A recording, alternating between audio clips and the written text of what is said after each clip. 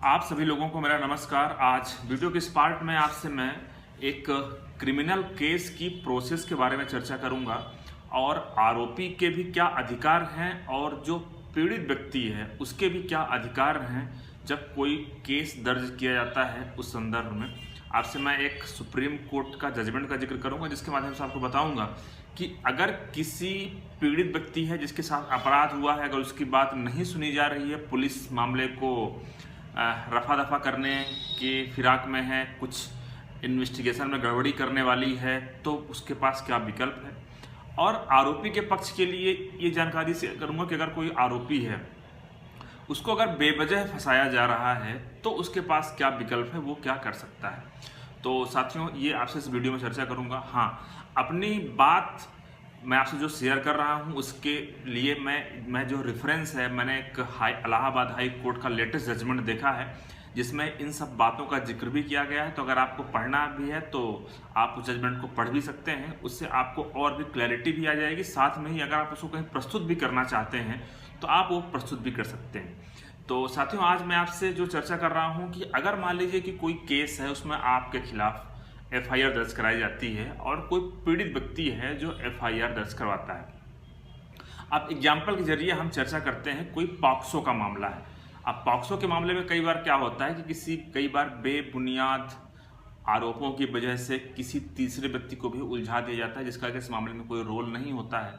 तो ऐसी कंडीशन में क्या करना चाहिए। और दूसरी बात, अगर पीड़ित व्यक्ति कोई बात पुलिस को बता रहा है, पुलिस उस बात को नहीं लिख रही है, तो क्या किया जा सकता है। तो साथियों, क्या होता है कि जब भी किसी भी व्यक्ति के साथ कोई अपराध घटित होता है तो सबसे पहले जो प्रावधान है कि हमारे कानून में उस व्यक्ति को पुलिस के समक्ष जाकर के FIR दर्ज करवानी होती है। पुलिस 154 CRPC के अंतर्गत FIR दर्ज कर लेती है।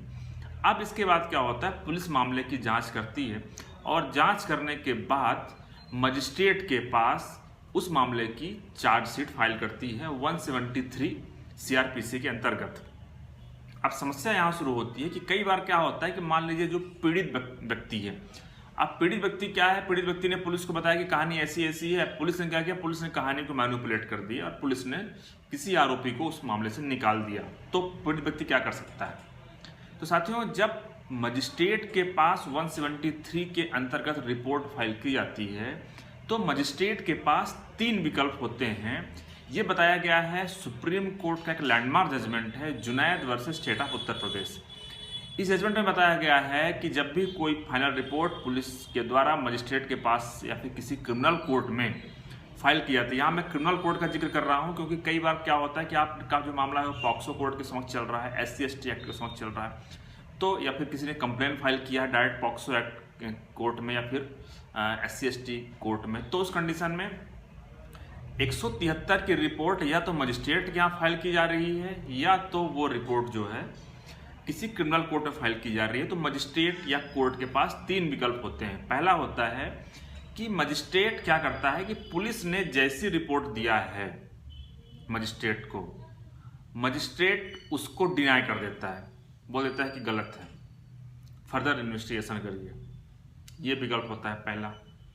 दूसरा विकल्प होता है कि मजिस्ट्रेट कहता है कि भाई रिपोर्ट में आपने जो जो धाराएं लगाई हैं वो बिल्कुल सही हैं और मैं इन पर संज्ञान ले लेता हूं और आरोपी के खिलाफ इन धारा के अंतर्गत आरोप तय कर दे रहा हूं, कॉग्निजेंस ले रहा हूं। ये मजिस्ट्रेट करता है CRPC सेक्शन 190 सबसेक्शन 1B के अंतर्गत। अब तीसरा जो है वो है कि अब मान लीजिए कि पुलिस ने कोई धाराएं लगा करके मजिस्ट्रेट के समक्ष पेश किया, लेकिन मजिस्ट्रेट ने कहा कि भाई इस मामले में पुलिस ने कुछ गलती किया है, इस मामले में मैं आरोपी के खिलाफ धाराएं बढ़ा देता हूं।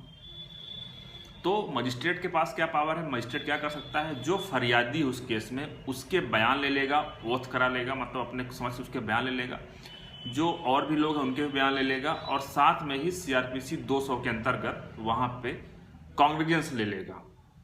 तो इस प्रकार से आप समझ गए होंगे कि हाँ, अब मान लीजिए कि कई बार क्या होता है कि मान लीजिए कि जो पीड़ित व्यक्ति है, अब पीड़ित व्यक्ति का ये कहना है कि भाई हमने तो पुलिस को बयान लिख के दिया था कि इस व्यक्ति ने मेरे साथ मारपीट किया है, मुझे चाकू से इसने मारा है और चाकू से मारने के अलावा इसने मुझे गाली गलौज किया है इस पर।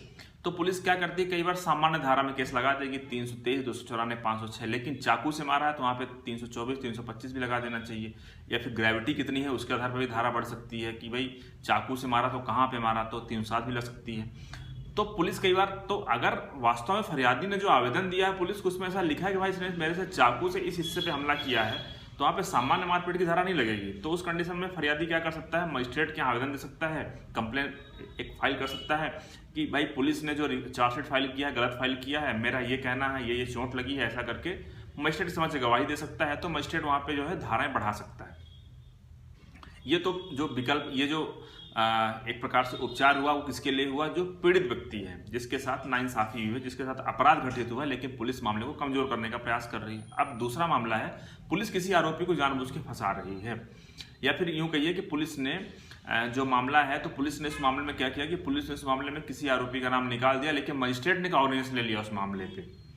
तो उस कंडीशन में क्या कर सकते हैं, उस कंडीशन में आप मजिस्ट्रेट का जो ऑर्डर है उसके खिलाफ में आप रिवीजन फाइल कर सकते हैं। और आप ये कह सकते हैं कि देखिए, अगर पुलिस ने किसी व्यक्ति को कह दिया है कि यहाँ पे इस व्यक्ति का रोल नहीं है और मजिस्ट्रेट उस मामले में उस व्यक्ति को भी पार्टी बना दे रहा है, उस व्यक्ति को भी आरोपी बना दे रहा है, तो मजिस्ट्रेट को ऐसा करने के लिए एक ऐसा ऑर्डर लिखना पड़ेगा जो स्पीकिंग ऑर्डर हो। इस जजमेंट में कोर्ट ने बताया कि exercising of power and due exercising of power में अंतर है। मजिस्ट्रेट के पास पावर है, मजिस्ट्रेट कर सकता है। अगर पुलिस ने किसी मामले में बोला है कि भाई यहाँ पे 323, 294 की धारा लग रही है, बाकी धारा नहीं लग रही, तो मजिस्ट्रेट चाहे तो ज़्यादा की धारा लगा सकता है, लेकिन मजिस्ट्रेट को स्पीकिंग ऑर्डर लिखना पड़ेगा। तो अगर मजिस्ट्रेट ने स्पीकिंग ऑर्डर नहीं लिखा है, केवल ऐसे ही धाराएं बढ़ा करके उसको आरोपी बना लिया, तो उसके पास पावर है कि वो रिवीजन फाइल कर सकते हैं, जैसा कि इस मामले में हुआ था।